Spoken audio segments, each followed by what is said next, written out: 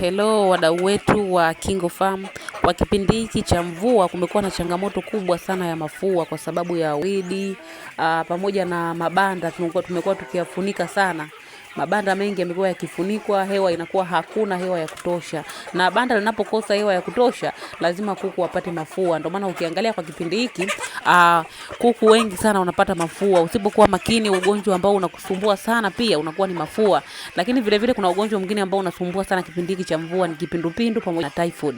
Sasa leo hii tutaangalia hapa kwenye mafua. Nitakutajia dawa 5 za dukani, nitaweka na ya asili moja ambazo zinafanya vizuri kabisa kwenye mafua makali. Hata kama mafua hayajafikia ile stage mbaya, lakini ni muhimu sana ukiona tu wanapiga chafi au wameanza kukoroma, basi unaweza kuwapa dawa hizi ambazo nitakutajia hapa.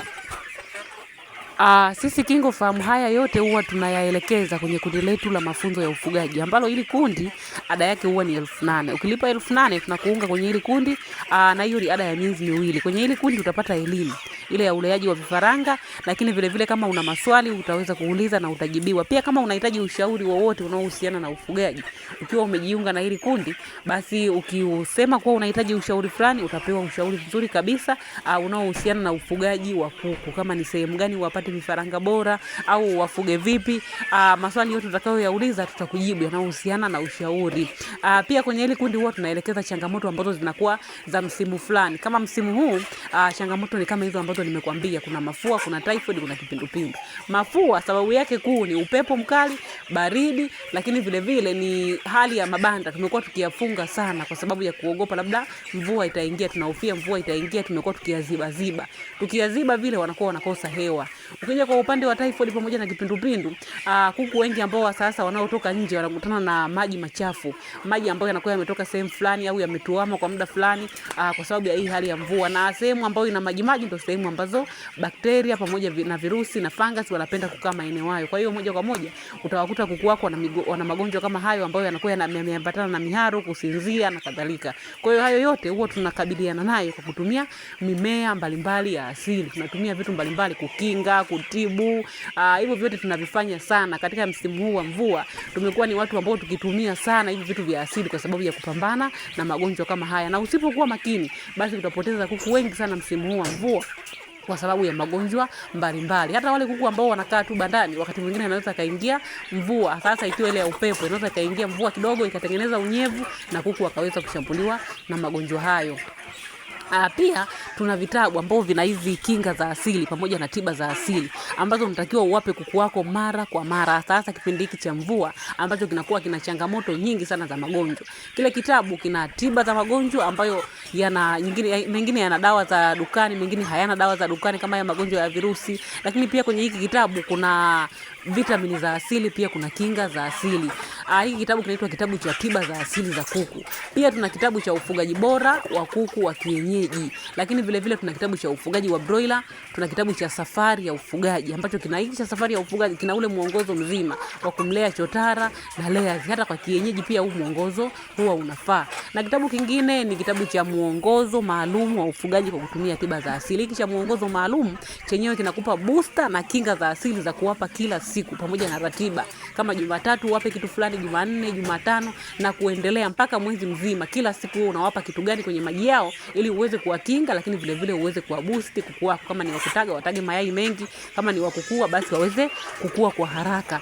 Kila kitabu gharama yake ni shilingi 10,000 tu. Ukilipia shilingi 10,000 ukasema kitabu unachokitaka au una changamoto gani, tutakushauri uchukue kitabu gani, unatumiwa soft copy ya kitabu kwa njia ya WhatsApp. Kama utakuwa unahitaji hizi huduma, basi utaweza kuchukua namba hapo kwenye video na utupigie au ututumie ujumbe.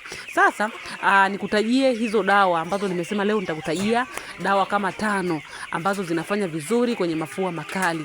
Dawa ya kwanza huwa ni Tylodox. Hapa huwa tunatumia sana ile Tylodox ya Kenya pamoja na ile Tylodox Extra ya Holland. Huwa zinafanya vizuri sana kwenye mafua makali au yale mafua ambayo hayasikii dawa. Lakini dawa ya pili ambayo huwa inafanya vizuri ni Endrovet. Ukiona hii Tylodox umeitumia na haujapata matokeo, nenda katumie Endrovet. Endrovet nayo ipo vizuri sana kwenye mafua makali. Ila ukizidisha kipimo hata kidogo tu, kuku wako wengi sana watakufa. Hii dawa huwa ni kali sana. Unatakiwa ufuate kipimo kile kile ambacho umeelekezwa kwenye ile dawa. Ukizidisha kipimo kidogo tu, utaua kuku wengi sana. Wewe unaweza ukazani wamekufa kwa mafua, kumbe wamekufa kwa sababu ya umewa overdose. Lakini dawa ya tatu ambayo inafanya vizuri kwenye mafua, dawa ya dukani ni Gentadox, na yenyewe iko vizuri sana. Ipo vizuri kama ilivyo Endrovet, na yenyewe inafanya vizuri. Ukizidisha kipimo pia ina athari. Lakini dawa ya 4 ambayo pia huwa inafanya vizuri kwenye mafua ni Limoxin. Japokuwa kwa kipindi hiki ukitumia Limoxin unaweza usione matokeo mazuri sana, ipo kama ile ilivyokuwa Tylodox. Unaweza ukapata matokeo au usipate matokeo. Lakini ukiona hizi umezitumia haujapata matokeo, nenda kwenye Endrovet au ile Gentadox, na yenyewe huwa iko vizuri kabisa. Kwa hiyo hizo dawa 4 ni dawa za dukani. Zipo na nyingine nyingi, unaweza ukaenda kwenye maduka ya madawa ukashauriwa, lakini kwa experience na kwa jinsi ambavyo washauri watu wakatumia, hizo ndo ambazo zilitoa matokeo kama hayo ambayo nimekwambia. Na lakini kuna nyingine ya asili. Kuna hii dawa ya asili ambayo inafanya kazi vizuri zaidi hata ile Endrovet ya dukani. Endrovet ni kiboko pamoja na ile Gentadox ni kiboko kabisa ya mafua. Lakini zikishindikana hizo, basi unaenda kwenye huu mchanganyo wa asili. Ukitengeneza vizuri huu mchanganyo wa asili, ni ndani ya siku 3 mafua makali kabisa yanakuwa yameisha kabisa kabisa. Huu mchanganyo ambao nitakutajia, kuna michanganyo mingi sana, lakini leo nitakupa mchanganyo mmoja tu ambao ni kiboko kwa mafua makali. Huu mchanganyo wenyewe huwa tunaweka majani ya mbaazi, kitunguu saumu, tangawizi, pilipili pamoja na aloe vera.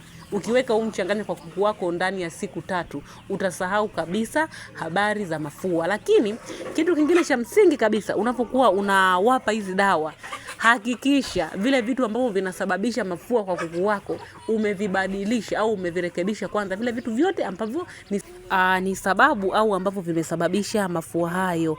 Vitu hivyo ni kama banda lisafishe, lisiwe na harufu kali kabisa. Safisha kisha mwaga jivu. Jivu huwa linasaidia pia kupunguza ile harufu kali ya bandani. Safisha, mwaga jivu. Lakini pia baada ya kusafisha banda, hakikisha lina mzunguko mkubwa wa hewa, liwe lina madirisha makubwa ambayo yanaingiza hewa na kutoa hewa. Madirisha makubwa yawe pande zote mbili, upande wa juu labda na wa chini, kwa kuna madirisha makubwa, hewa ikiingia inatoka. Lakini kitu cha tatu, kama kuna upepo mkali sana ambao unaingia hapo, basi jaribu kuangalia hilo eneo na uweze kulifanyia utaratibu mzuri ili ule upepo mkali kabisa usiingie bandani. Baada ya kufanya hayo ndio uweze kuwatibia kuku wako, hapo ndio utaweza kuyaona matokeo mazuri kabisa.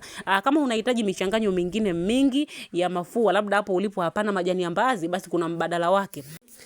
Basi nunua hiki kitabu cha tiba za asili, utaweza kuona michanganyo mingi ya mafua makali. Na haya mafua makali mara nyingi huwa yameambatana na kuku kuvimba macho. Kwenye hiki kitabu cha tiba za asili pia kinakupa mwongozo ule wa kuku waliovimba macho, ufanyaji au watibu vipi kwenye yale macho, na kwenye mchanganyo wa mafua utatumia dawa hizo ambazo nimekutajia.